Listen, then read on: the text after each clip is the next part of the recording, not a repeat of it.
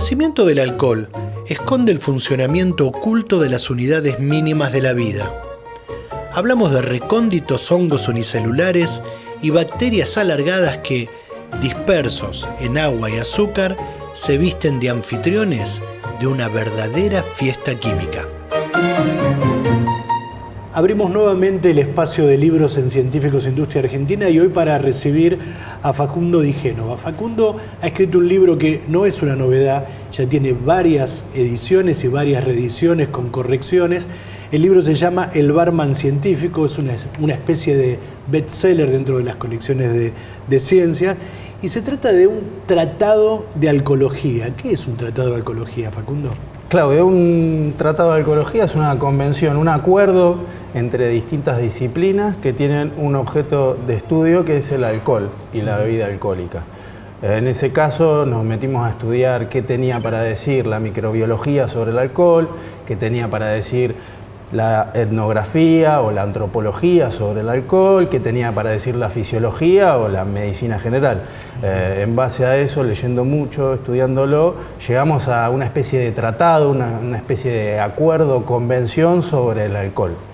En general en este espacio nosotros recibimos hombres de las ciencias duras que vienen a divulgar determinado trabajo o determinado descubrimiento, pero en este caso vos sos un periodista que se dedicó a investigar el tema de la cultura del alcohol. Sí, claro. Fue una búsqueda monomaníaca, si se quiere, por distintos archivos, distintas bibliotecas, con muchas fuentes orales, muchas cosas que por ahí no estaban escritas. Fue un laburo de 2 años de investigación y de escritura muy intensivo, de 6 meses, escribir muchísimo y muy alocadamente. ¿Y con qué cosas te encontraste? ¿Qué cosas te llamaron la atención? Bueno, muchas cosas, varias, sobre el vino, sobre la cerveza y sobre las bebidas alcohólicas destiladas, sobre todo, que son los 3 apartados del libro. Así tenemos, por ejemplo, que pudimos documentar la historia del Fernet y la leyenda de que en realidad el Fernet era un medicamento para tratar el cólera. Lo habíamos escuchado por relatos orales, pero no teníamos el documento físico que acreditara que en realidad el Fernet se usaba para tratar el cólera. Y dimos que sí, en una biblioteca del Museo de la Ciudad encontramos un tratado del año 1905, editado, que recuperaba los relatos de médicos italianos en Nápoles, en los puertos sobre todo de Nápoles y de Génova, que acreditaban que sí, que efectivamente el cólera era tratado con 2 cucharadas de Fernet por día. El Fernet es raro, digo, porque es una bebida que acá en la Argentina, digamos, tiene un boom particularmente entre los jóvenes, pero no es de acá, viene de Italia en realidad. Exactamente, ¿no? Sí. Lo vendían los boticarios, es una bebida hecha con más de 20 hierbas y especias. Tiene por lo menos 500 años, aunque la narrativa oficial dice que es de 1880, es bastante anterior a eso. Hay que decir que hay que tener mucho cuidado con el Fernet. ¿Por qué? Porque en realidad estaba hecho como un medicamento y no como una bebida recreativa. No era para mezclar con gaseosa y tomar en cantidades industriales, era para tomar un poquito cuando estabas mal de la digestión. Es un amaro y es un vermut. Vermut viene de la palabra vermífugo, es algo que expulsa las lombrices intestinales, por ejemplo. Entonces, tomarlo sin responsabilidad es muy peligroso y sobre todo mezclándolo por ahí como hacen los chicos con pastillas, con otra bebida.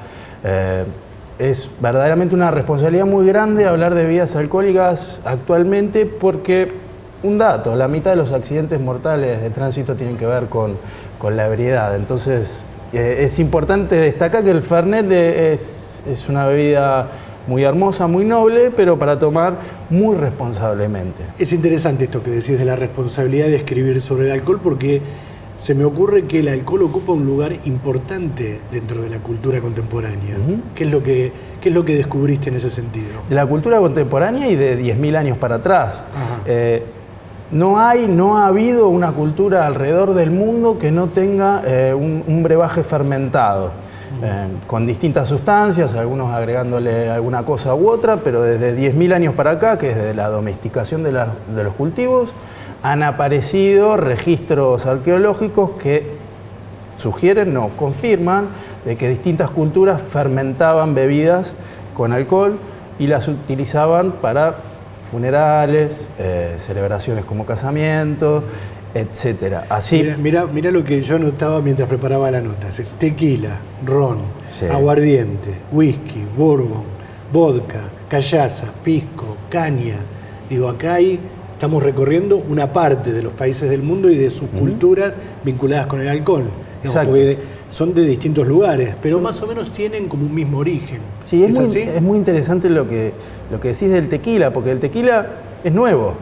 El tequila tiene menos de 200 años, porque en realidad nosotros en las bebidas alcohólicas tenemos dos grandes matrices. Las bebidas fermentadas, como las cervezas, y las bebidas destiladas, como el whisky, el vodka, el ron y el tequila. Por ejemplo, el tequila es una destilación del pulque, que el pulque era una bebida fermentada originaria de México que lo utilizaban los mayas y los aztecas. Que viene del ágave. Del ágave, para el que no conoce el ágave, es como una aloe vera gigante. Sí. Se quitaba la savia del pulque, se fermentaba con microorganismos naturales, levaduras salvajes que estaban en la planta, ese jugo dulce del pulque, luego la fermentación, cuando lo agarra el microorganismo, produce alcohol y gas carbónico y se produce una bebida embriagante, que era el pulque. Cuando vienen los españoles, hay que decir que aquí en América precolombina se conocía el alcohol, pero no la destilación. Entonces, con ese método tecnológico que es la destilación, que es la separación del alcohol por medio físico, mediante el calentamiento, el alcohol evapora a los 70 grados, entonces se calienta despacito, con un alambique, una serpentina, se condensa y el alcohol queda absoluto. Ahí aparece el tequila y los distintos aguardientes. Eso no tiene 10.000 años, la fermentación tiene 10.000 años. El aguardiente tiene más o menos, la destilación tiene por lo menos 1.000 años, que yo le digo que es el germen de la revolución industrial o el principio de todo, porque el alambique verdaderamente es una máquina tecnológica muy sofisticada para la separación de elementos. La han utilizado no los borrachos, sino los alquimistas, primero que nada. Se consolida un revolucionario método de separación y condensación de sustancias. Para el caso de las bebidas alcohólicas, se trata de un estadio superior a la fermentación, la destilación, practicada por los chinos y los árabes, patentada por los alquimistas europeos, celebrada por los primeros científicos y disfrutada por campesinos, boticarios y contrabandistas. La destilación se empieza a utilizar a gran escala. Es el fermento de la revolución industrial. Pensaba en algo que leí en el libro mientras repasaba para preparar esta entrevista, que tiene que ver con las moléculas buenas o malas que intervienen en todo esto, ¿no? Yendo más hacia la química del alcohol, las moléculas buenas o malas que pueden encontrarse en el vino y que son determinantes para que un vino o también una cerveza sean buenos o malos.